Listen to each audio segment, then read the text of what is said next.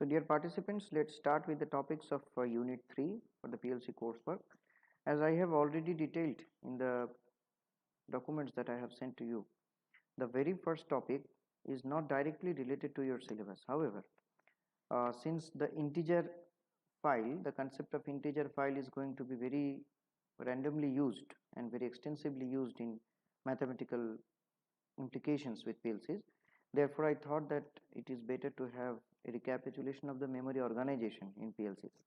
Why actually I had tried to avoid this particular topic, but because you have already gone through the same sort of topic in case of your microprocessor coursework or in your microcontroller coursework earlier in your graduation days. Therefore, I did thought that I should not indulge myself in discussing all these things, but still I will stroll a bit on this. I will go fast and I will directly jump to the topics. Okay, and this is going to be a very much recapitulation of our concepts on memory processor memory organization. Definitely you know that any processor, it is having a memory, right? Without memory a processor cannot work, and that memory contains many things.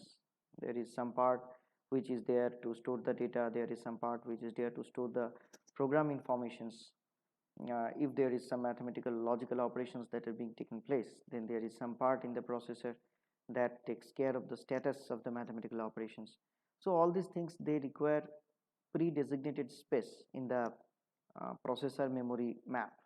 Okay, and therefore the entire memory that is there in a processor, it has to be properly organized and properly mapped. There is a specific address for, or rather say specific address locations for these different aspects of working of the processor, and accordingly the entire processor memory is organized. We can see that if we talk of PLCs, rather with the processor of PLCs, then it must be taken into consideration that the basic concepts of programming is same throughout every manufacturer and all models of PLC. However, the manufacturers, and even we talk of manufacturers only, it is not going to suffice the purpose. You need to talk of different models that are available with the manufacturers. Even we see that we are talking of the same manufacturer, maybe we are talking of Siemens or maybe a Bradley, and we can see different models, then we may find that the recipe by which you feed the processor, that I have told you many a times, that might be different.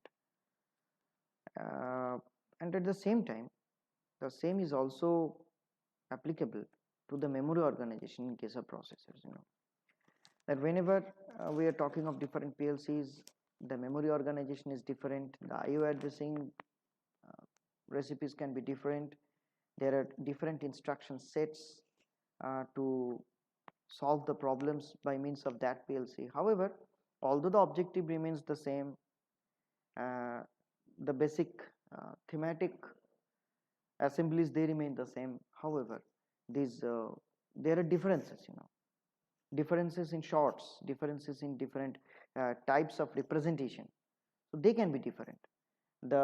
If I talk of status bit register in case of Bradley PLC, it may have some different address. In case of Siemens PLC, it may have some different address. So this is going to be very difficult actually when we are using the PLCs. And so far the teaching part is concerned, it is also very difficult for a teacher to get into each and every detail of each and every PLC. So what we have done here in this particular lecture unit, we have gone for this Allen Bradley. Okay, we have gone for this Allen Bradley, and this particular PLC we have used, you see, this PLC 5 controller.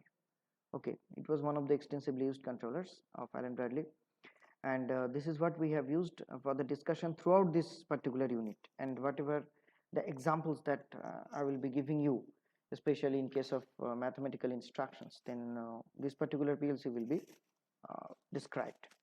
Now it is up to you that how you take the topics into your mind, and you must equip yourself with other PLCs also.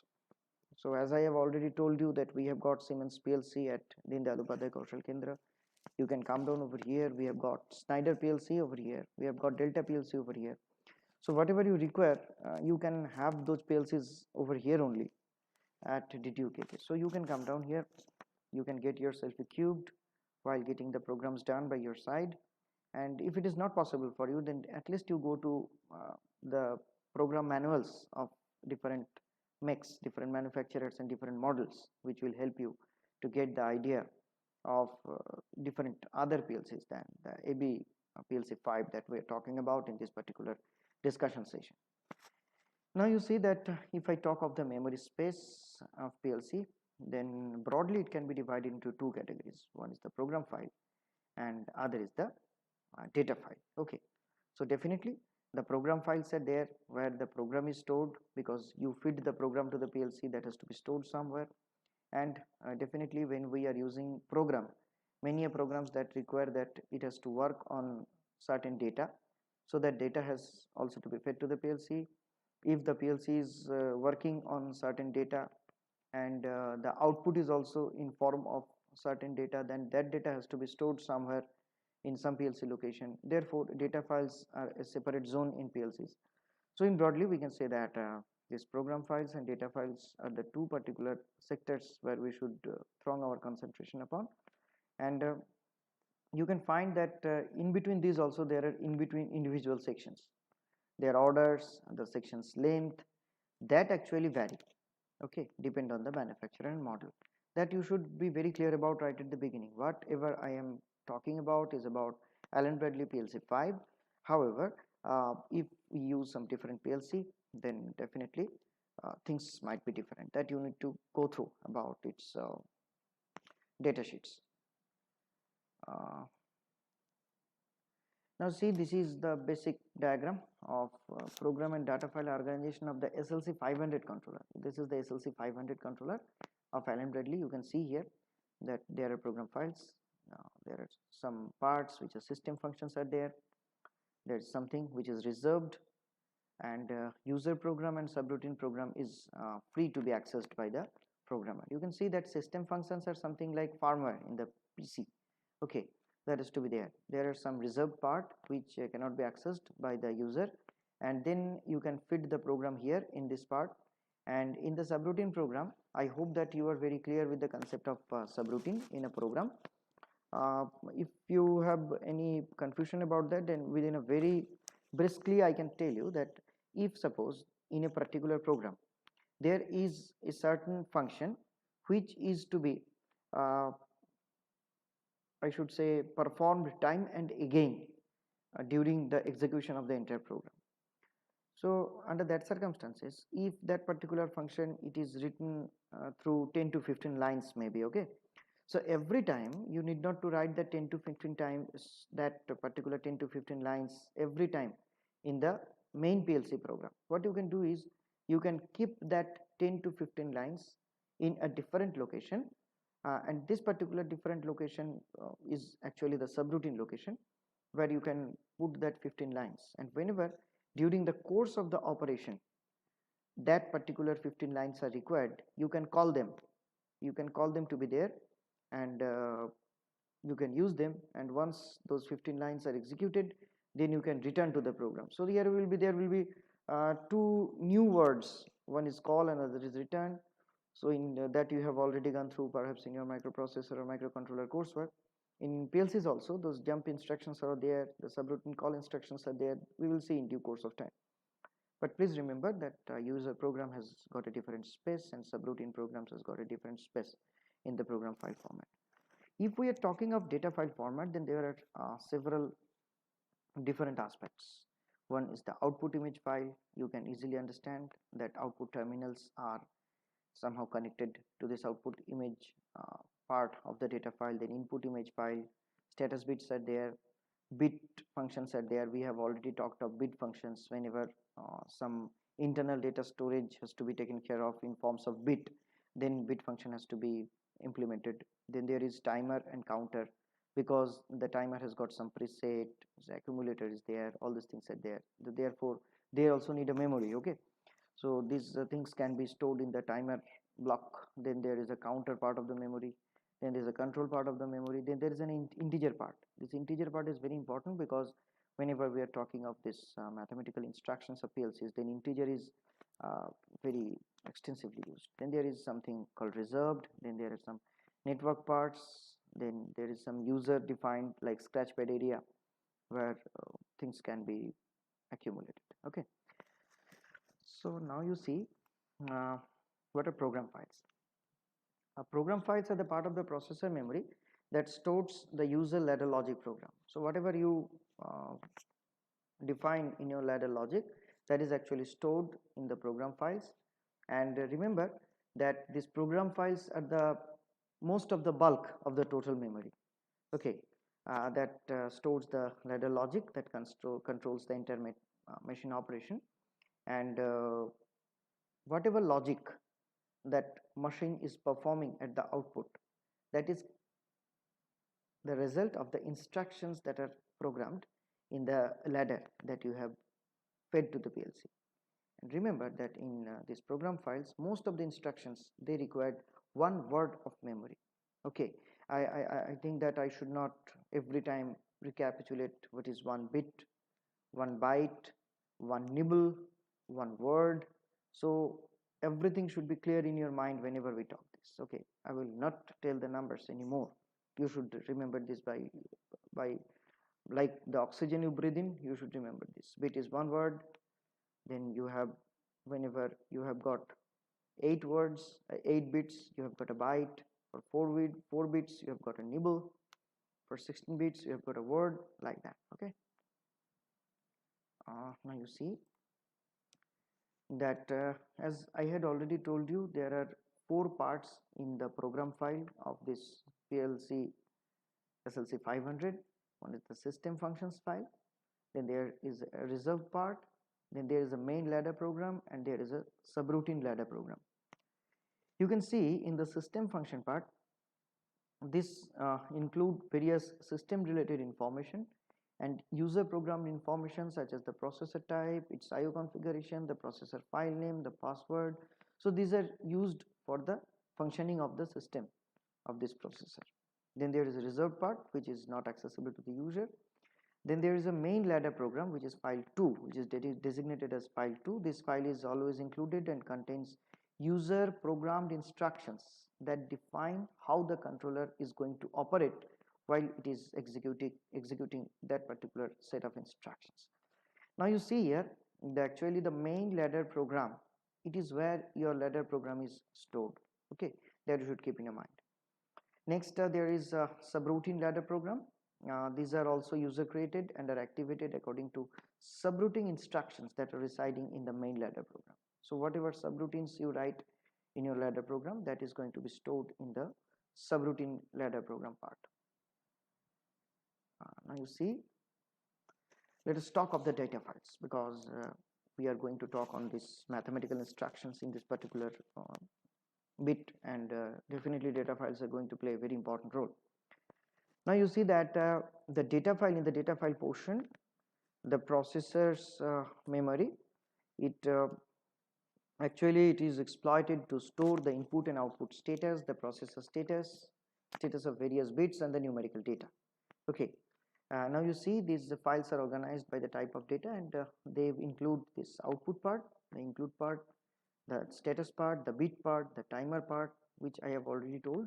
I don't think I need to read down all the things, because in the output part, you know, the state of the output terminals are going to be stored. In the input part, definitely the status of the input terminals are going to be stored.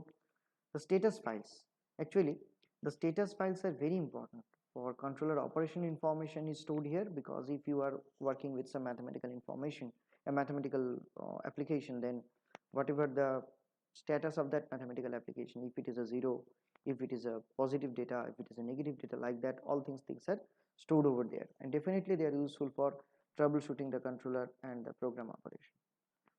Now let us see the bit file, which is internal relay logic storage. We have already discussed it in a detailed manner in our first unit. Definitely your timer operation needs a separate portion of memory, because here we store the preset value, the accumulator values, all these things are there. So timer also needs a separate part of the memory. Then this integer part is there. This file is used to store numerical values of bit information. Remember that whenever we are talking of numerical operations, then this integer file is used. You can see the numerical values written over here. And then there is a reserved part which is not accessible by the user. There is a communication part. This file is used for the network communications if installed and used like files. This thing I will not discuss in detail right now, because you have got a complete industrial networking paper in your next semester. There you will be going in detail of this. Then finally this is a user defined files from file number 10 to 255. This is actually a scratchpad like area which you can use for various purposes. You can use it for bit, for timers, for counters, controls, and integer data storage. Remember that whenever we are working with the PLC now, many times we need not to know all these things, because whenever we are putting a timer into operation or a counter into operation, have we ever tried to think that where is the data going to be stored? But yes, whenever we are trying to relate those timers with some other mathematical application or implication, then it is very important to know where we are actually storing the contents of the accumulator of the timer, or the contents of the preset of the timer. Normally preset of the timer is not a matter of consideration, but accumulator is a matter of consideration. So all these things we need to know when we are going into the higher applications of programming. Otherwise, for general applications, there is not at all necessary, it is not at all necessary to know where the data files reside or where the program files reside. It is very material with the many of the basic operations of PLC. Okay, so these are some of the advanced things we are talking about. Although in the concept of PLC, this is not a very advanced thing, but most of the PLC start grade programmers, they are more or less related to the input and output bit operations, okay, digital operations, and they actually do not take into consideration these uh, data file operation, the operations that includes the concept of data files. Unless especially you are talking of analog inputs or analog outputs, then these data files are really perhaps if you are using this digital operation of PLC throughout your life, then you will not be using these data files throughout your life. Whatever operations you do, that will not be required, but it is very important to know all these things. Okay, so now you see here you can see that this is the typical data file memory organization for PLC 5 controller. Each data file is made up of numerous elements. Each element may be 1, 2 or 3 words in length. If we are talking of the timer, counter and control elements, they are 3 words in length. Remember that whenever we are talking of the timers, right, so we need 3 words in order to describe a timer. I will go for the things in detail in due course. Now you can see that if we talk of the address range of this particular PLC, then this output image file, it is having O0 to O037, input image file I0 to I037, status register S0 to S031. Then we have got the bit file 3000 to 3999. This then the timer file 4000 to 4999. So this much number of timers can be available during your programming of the PLC. And this particular thing, this is very important for us right now. This is the integer part N7000 to N7999. We need to remember that PLC 5, it is having this much integer address that is available for operation of arithmetic instructions. Then definitely there is a floating point file, but unless we have got a data which is in decimal, okay, we need not to consider these floating point files. Even we understand integer, that is going to suffice our purpose to a lot extent. Okay,